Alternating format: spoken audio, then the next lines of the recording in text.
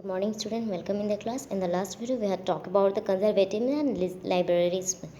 But in this point, we have to understand about revolutionaries. Okay, why they became the revolutionary, as they want to change in their ruling party, like monarchy. They want to uh, overthrow this dynasty.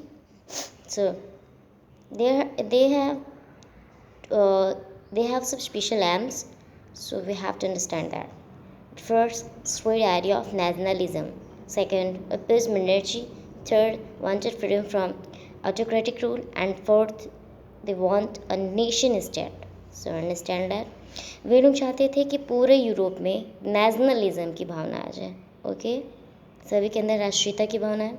वे लोग monarchy यानी revolutionary जो थे वो monarchy के बिल्कुल against थे. ठीक है, वे नहीं चाहते थे मोनार्ची. ये लोग चाहते थे ऑटोक्रेटिक रूल से खुद को फ्रीडम. ऑटोक्रेटिक रूल मतलब पावर इन वन हैंड. ये लोग चाहते थे ये नेशन स्टेट हो जहाँ का एक प्रॉपर कल्चर हो, लैंग्वेज हो, ट्रेडिशन हो, हिस्ट्री हो. तो ये सभी चीज़ें रेवोल्यूशनरी चाहते थे. रेवोल्यूशनरीज़ की बात किया जाए तो हम भी बहुत एक फेमस रेवोल्यूशनरी के बारे में बात करने जा रहे हैं. वो है गिउसेप्पे मैज़नी. भूलिएगा मत. सबसे पहली बात आती है इनके बारे में कि ये इटालियन रेवोल्यूशनरी थे. ये मेंबर ऑफ सीक्रेट सोसाइटी कैरबेरी के थे. इन्होंने 2 सीक्रेट सोसाइटी की स्थापना की थी. चलिए पहले जान लेते हैं. यंग इटली की स्टार्टिंग की थी वर्सेलेस में, और यंग यूरोप की स्टार्टिंग की थी बर्ने में. ये क्या चाहते थे? ये चाहते थे कि पूरा जो इटली है कम से कम फ्रीडम हो जाए, यूनिफिकेट हो जाए. तो इस तरह से ये चाहते थे. ठीक है, अभी हमने इनके बारे में जान लिया. अब आगे चलते हैं. अब आता है हमारा 1830 से 48 का पीरियड, जिसको हम लोग बोलते हैं एज ऑफ रिवोल्यूशन. इस टाइम में हमारे यूरोप में बहुत सारे रिवोल्यूशन हुए थे और इन सभी की जड़ थी सिर्फ मिडिल क्लासेस. मिडिल क्लासेस की 2 आइडियाज़ जो थे बहुत ज़्यादा वो इफेक्टिव हो रहे थे. इनके 2 आइडियाज़ जैसे लाइब्रेरिज्म और नेशनलिज्म. लाइब्रेरिज्म मतलब आज़ादी की भावना, नेशनलिज्म मतलब देश प्रेम की भावना. और ये दोनों भावनाएं जो थी पूरे यूरोप में फैलते जा रही थी. जैसे पूरे इटाली में, जर्मनी, आयरलैंड, पोलैंड कई हिस्सों में फैलती जा रही थी. तो 1830 में हुआ क्या, 1830 में हुआ क्या, 2 इम्पॉर्टेंट रिवॉल्ट्स हुए थे जिसके बारे में हम आपको जानने हैं. हम चलते हैं जानने. तो जुलाई रिवोल्यूशन की अगर बात करें तो हमें 2 चीज़ें जाननी है. सिर्फ 2 चीज़ें वेरी इंपॉर्टेंट है. पहला, बर्बन किंग वर ओवरथ्रोन. बर्बन किंग यानी आपने क्लास 9 में पढ़ लिया है. बर्बन किंग मतलब जो फ्रांस के जो राजा थे, एम्पायर थे, उनकी बात हो रही है. तो उनको पूरी तरह से हटा दिया गया था. अब सेकेंड पॉइंट उसी का फर्स्ट में क्या है कि कॉन्स्टिट्यूशनल मोनार्ची वॉज सेटअप. अब आप बोलोगे ये भी तो मोनार्ची है. तो कुछ नहीं, यहाँ पे मोनार्ची तो आया बट अब क्या हुआ, राजा का शासन रहेगा बट वो सारा rule regulation power in one है यानी ऑटोक्रेटिक न रखे, कॉन्स्टिट्यूशनली होगा. यानी कि संवैधानिक आधार पर ही यहाँ पे कोई शासन व्यवस्था चलेगी. उसके बाद लुइस फिलिप को यहाँ का राजा घोषित कर दिया गया. ठीक, अब चलिए सेकेंड पॉइंट जानते हैं. रिवोल्यूशन अब यहाँ पे तो हुआ ही. अब आता है ब्रसेल्स में. ब्रसेल क्या है? बेल्जियम की राजधानी है, कैपिटल. उस समय 1830 में वो नीदरलैंड के, यूनाइटेड नेशन ऑफ नीदरलैंड के अंडर में था बेल्जियम.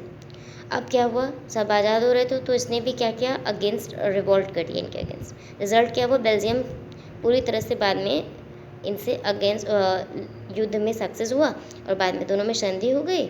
ठीक है, ट्रीटी हो गई और बाद में ये पूरी तरह से आज़ाद हो गया, फ्रीडम हो गया. सब कुछ तो हो गया, सबको ही देश आज़ाद हो गया, जैसे हमने कई देशों का पढ़ लिया. अब आता है ग्रीक की बात. ग्रीक भी तो चाहेगा ना मैं भी पूरी तरह से फ्री हो जाऊँ. तब उस समय की बात है 1830 में. ग्रीक जो था उस समय ऑटोमन एम्पायर के अंदर में था. ये यहाँ की जो पब्लिक थी वो चाहती थी कि इस एम्पायर से पूरी तरह से फ्री हो जाए. अब वे अकेले तो पूरी आम जनता तो सक्सेस नहीं हो सकती थी, इसलिए उनका सपोर्ट कौन किया, वेस्टर्न कंट्री ने उनका सपोर्ट किया. मिडिल क्लास लोगों में पोइट्स, आर्टिस्ट, बहुत सारे लोगों ने इनका सपोर्ट किया और सारी जो जनता थी एक साथ मिलकर ऑटोमन एम्पायर पर अटैक कर दिया, रिवॉल्ट कर दिया उनके. और 81 में ये रिवॉल्ट स्टार्ट हुआ और हुआ क्या, इसका रिजल्ट 1832 में पूरी तरह से सक्सेस हुआ और ट्रीटी ऑफ कॉन्स्टेंटिनोपल का हो गया संधि और बाद में ये रिपब्लिक फ्रीडम हो गया. अब आता है हमने तो अभी पढ़ा जुलाई रिवोल्यूशन, ग्रीक रेवोल्यूशन. अब हमें कुछ थर्ड टॉपिक जानना है. इसमें थर्ड टॉपिक में 3 चीज़ें हमें जाननी है.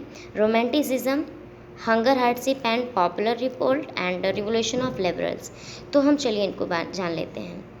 नेशनलिज्म की भावना अभी पूरे यूरोप में नहीं आ पा रही थी, क्योंकि बहुत सारे रिवोल्ट है, और रिवोल्ट से कभी भी कोई देश सक्सेस नहीं पा सकता था, ठीक है। देश प्रेम की भावना नहीं जाग सकती थी लोगों में। तो ये हुआ कि लोगों को रिवोल्ट ना करके उनको प्यार से समझाया जाए, तो इसलिए वहाँ पे रोमांटिसिज्म आया। रोमांटिसिज्म क्या है? एक cultural moment to develop a particular from this nationalist sentiment, मतलब प्यार से, कला से लोगों के अंदर देश प्रेम की भावना जताना ही रोमांटिसिज्म है, ओके। उस समय के बहुत फेमस जर्मन फिलोसोफर थे जॉन गॉटफ्राइड, थोड़ा सा नाम अजीब सा है। इसके पीछे बहुत आपकी बुक में स्टोरी मिलेगी पोलैंड और रशिया की। वे सभी देश अपने आप को बहुत सुप्रीम बन रहे थे। ये इसकी स्टार्टिंग तब हुई जब पोलैंड पर रशिया ने अटैक कर दिया, और ये पोलैंड इनके अंडर में हो गया, यानी रशिया के अगेंस्ट। अभी हुआ क्या, वहाँ पे पोलैंड में वहाँ का जो लैंग्वेज था, ठीक है, पॉलिश लैंग्वेज, रशिया ने क्या किया, उनके पॉलिश लैंग्वेज को हटा के वहाँ पे रशियन लैंग्वेज स्टार्ट कर दिया, सब कुछ स्कूल्स में, हॉस्पिटल, जो भी अच्छे अच्छे जगह थे। तो क्या हुआ, पोलैंड जो था इससे पूरी तरह से नाखुश हो गया, है ना। और फिर बाद में ये हुआ कि जो भी इनके अगेंस्ट आवाज़ उठाएगा, ये इन्हें ऐसे जगह भेज देंगे। अब जो पोलिस लोग जो थे, इन्हें तो बहुत बुरा लगेगा, है ना। तो ये लोग क्या किए, चर्च में इकट्ठा होकर के एक साथ रिलीजियस इंस्ट्रक्शंस को, ये चाहते थे कि पॉलिश लैंग्वेज को स्टार्ट किया जाए। लेकिन हुआ क्या, रिज़ल्ट क्या हुआ, जो बहुत सारे जो जनसंख्या में लोग थे, जो लोग रशिया के अगेंस्ट आवाज़ उठाए थे, उन सभी को क्या किया, रशिया चूँकि बहुत बड़ा कंट्री था, उसने क्या किया, उन सभी को पकड़ के जेल में, कौन से जेल में, साइबेरिया के जेल में बंद कर दिया गया। साइबेरिया कहाँ है? कहीं और नहीं, रशिया का ही एक जगह है जो बहुत ठंडा होता है ना। वहाँ पे हमेशा माइनस में ही -70 के आसपास ठंड होती है, माइनस में, वहाँ पे कोई जाना नहीं चाहता। तो ऐसे जगह में उसे बंद कर दिया, किस लिए? सिर्फ पनिशमेंट के लिए। तो ये थी सिंबल नेशनलिज्म की स्टोरी। अब हम चलते हैं दूसरा, hunger hardship and popular revolt. ये उस समय बहुत गंदा सा पॉलिटिकल टाइम चल रहा था वहाँ पे यूरोप में। 1830 में उस समय वहाँ पे जो इकोनॉमिकली तो परेशान थे ये उस समय, वहाँ पे जनसंख्या भी 19th सेंचुरी में बहुत ज़्यादा बढ़ गया था पूरे यूरोप में। अब 48 में वहाँ पे फूड शॉर्टेज हो रहा था, है ना। इस शॉर्टेज के कारण अनएम्प्लॉयमेंट भी बढ़ता जा रहा था। क्यों? क्योंकि बहुत सारी जो गांव से जो बहुत सारे लोग जो रूरल एरिया से जो सिटीज़ में आए थे, उन सभी को फूड अवेलेबल कराना बहुत ज़रूरी था। प्लस अनएम्प्लॉयमेंट भी हो गई थी। तो हुआ क्या, वहाँ की जो जनता जो थी, लुइस फिलिपो, जिसे हमने अभी पिछले वीडियो में हमने देखा था राजा बना था, उनको हटा दिया गया। हटाने के बाद कुछ चेंजेस भी आई। चेंजेस क्या हुए, अब राइट टू वोट हो गया। राइट टू वोट किसे, जो अभी हमने देखा था कि 21 के जो लोग थे, अभी सभी को वोट मिलना हो गया, ठीक है। और राइट टू वर्क मतलब एम्प्लॉयमेंट का भी अब सबको अधिकार मिलेगा। अब किसी को ऐसा नहीं है कि नहीं मिलेगा किसी भी बेस पे, अब सभी को right to work, right to employment का अधिकार मिलेगा, ठीक। तो अब हम लोग को जानना है making of Germany, making of Italy, making of UK. But इसके बारे में आपको नेक्स्ट वीडियो में मिलेंगे। तब तक के लिए थैंक यू।